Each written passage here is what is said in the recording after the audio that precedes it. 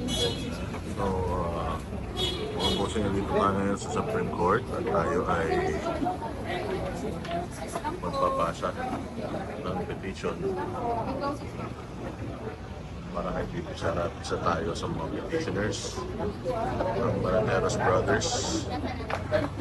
Receive natin ito and then we'll have our press on after this para malaman kung ano ba ang petition na ipinayan natin para kay Pipi Sara Duterte.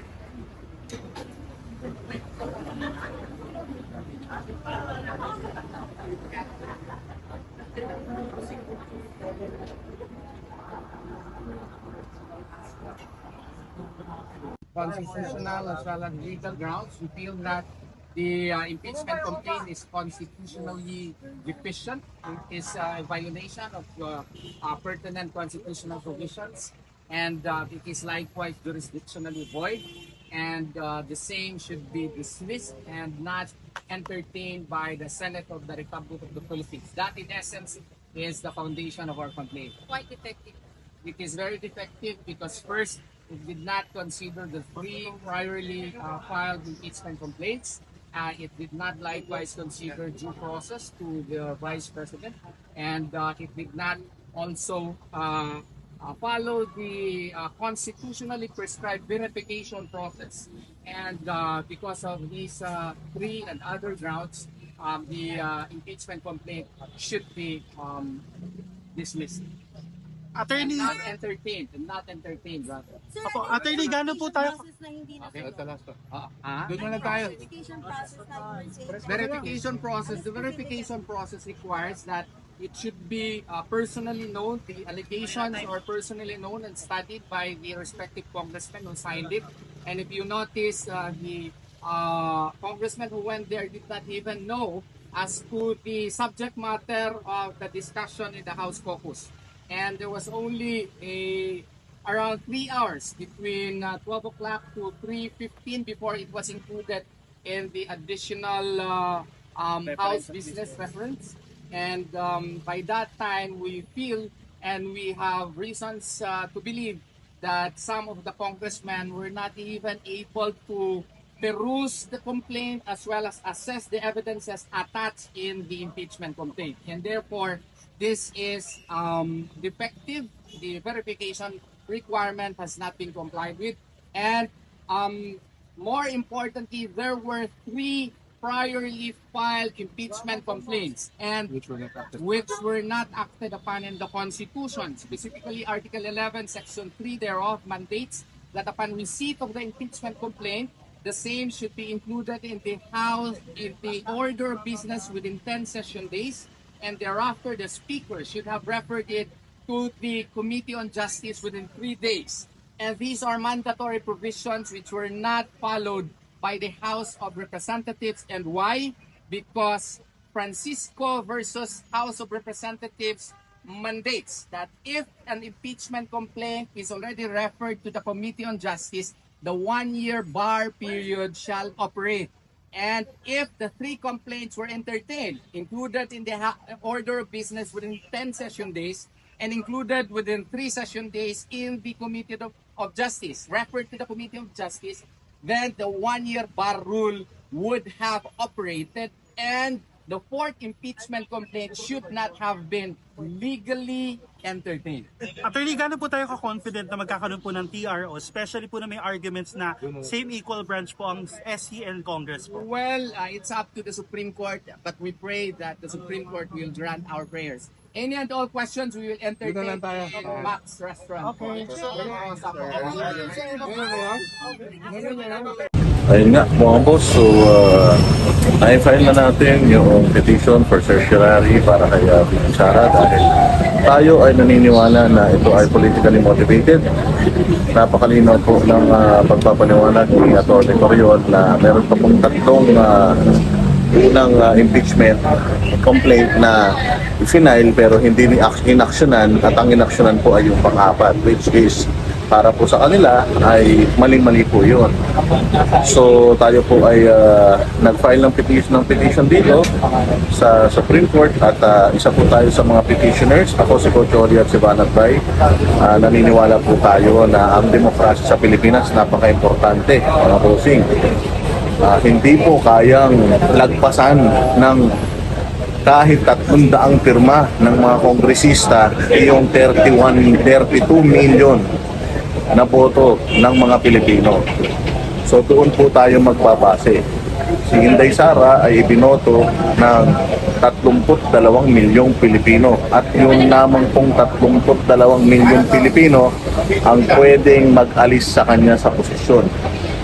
Malino po sa lahat ng mga komento sa social media at sa lahat ng mga komento sa ating mga content na mahal ng taong bayan ang mga Duterte at hindi po papayag ang taong bayan na basta na lang abusuhin ng mga congressman ang kanilang kapangyarihan para politikahin ang kanilang pinakamalakas na makakalaban sa 2028 elections.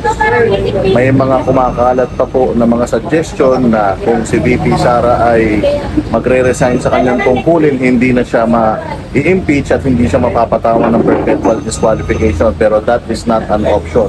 Ito po ang option na kayang-kaya at pwede natin gawin na within the bounds of our rights. Ika nga, ang humingi ng tulong sa the bastion, the final or the last bastion of democracy sa Pilipinas, which is Supreme Court. Kasi umaastang hari, umaastang mga Diyos ang mga nasa gobyerno ngayon na nagpapanggap na sila ang boses ng mamamayang Pilipino, pero iba naman po ang pulso ng mga kababayan natin pagdating sa social media. Kaya po tayo po ay humihingi ng tulong sa Supreme Court bilang co-equal body ng executive at ng judiciary or ng legislative. Sila po ang merong kapangyarihan para ipahinto ang lahat ng mga proceedings na imbalido, lahat ng mga ganitong klase ng political persecutions, lahat ng ganitong klase ng mga nagtatagong impeachment proceedings. Ang layon lang naman talaga nito, mga bossing, ay mahadlangan na magkaroon muli ng panibagong Duterte na maging presidente ng Pilipinas. Sabi ko nga, sino ba ang kalaban ng mga Duterte? Ang kalaban ng mga Duterte, mga korap. Kalaban ng mga Duterte, mga drug lord. Kalaban ng mga Duterte, mga kuratong baliling sa gobyerno, mga kurakot. Kaya alam naman natin na nung nagtapos si Pangulong Duterte, biglang naging rampant yung pangungurakot sa bayang Pilipinas. Kaya hindi na po tayo papayag na maulit yun. At alam po nila kung gaano kahirap na magkaroon ng Duterte sa gobyerno.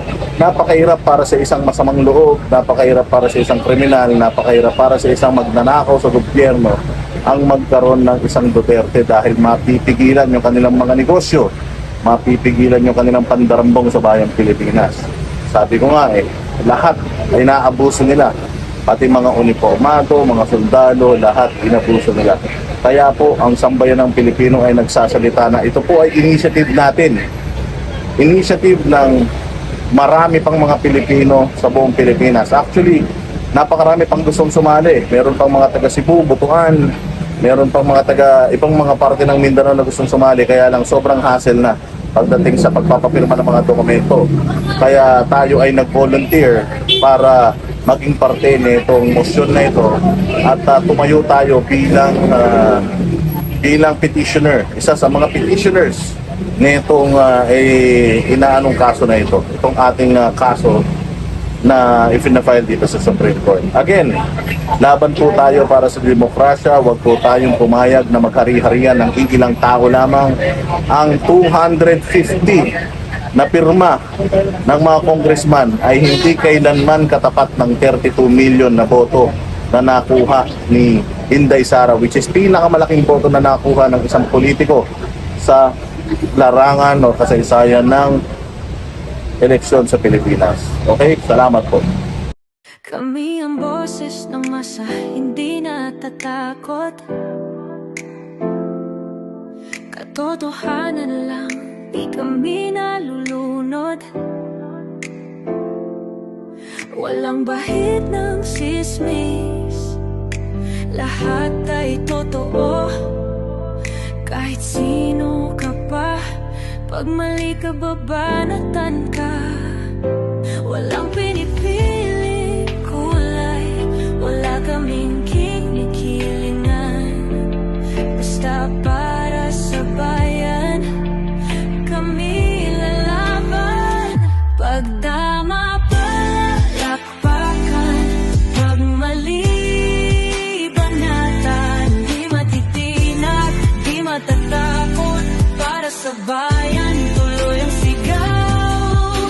Sa harap ng kamera, walang halong takot. Mga baluktot, lahat kayo'y tutumba. Ang hustisya at totoo, yun lang ang mahalaga. Kahit sinong harang, di kami matitinag. Walang pinipiling kulay, wala kaming kinikilingan. Basta